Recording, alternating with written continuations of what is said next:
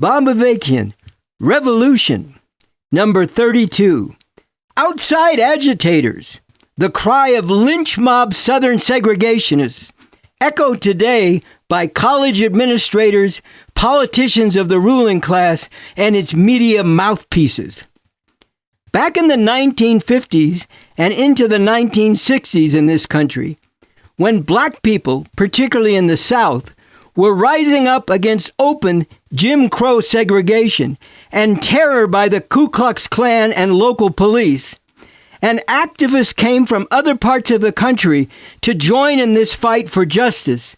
Those activists were denounced by racist politicians and other white supremacists who insisted that black people there were perfectly happy with the situation until they were stirred up by these troublemakers. Outside agitators. That was a term these lynch mob racists use to attack those coming from other parts of the country to join the struggle against literally murderous injustice.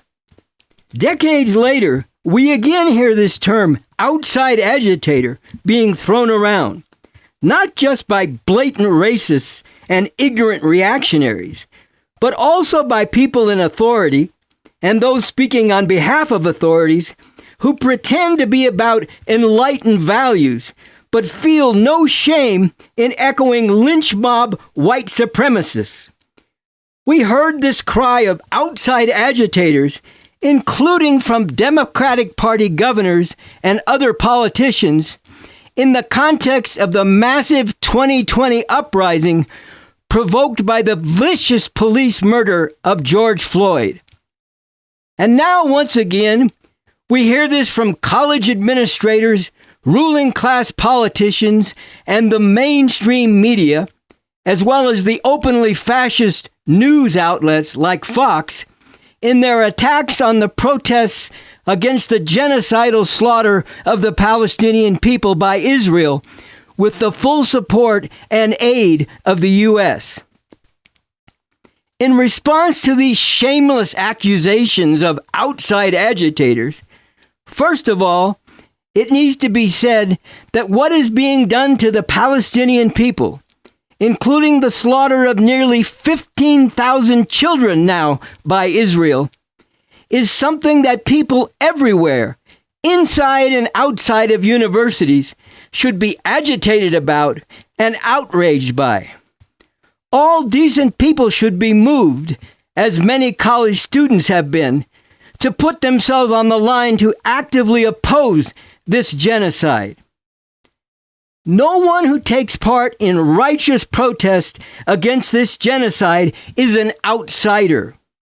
And in fact, good agitators, sharply exposing this atrocity and shining a penetrating light on the actual forces and deeper causes driving it, make a very important contribution. College students being joined by others in protesting this genocide, that is something that should be welcomed and encouraged. It would be a great thing to see college students holding up signs and banners proclaiming, "Welcome outside agitators." The protest and resistance against the U.S.-Israeli genocidal slaughter of Palestinians needs to spread, not only to still more college campuses, but throughout all parts of the country and the world, becoming even more powerful and determined to stop this genocide. The shameless repeating of outside agitator does nothing to discredit the courageous protest against this genocide, but it does serve to reveal even more fully the bankrupt and truly depraved nature of those behind this genocide and those seeking to suppress righteous opposition to it.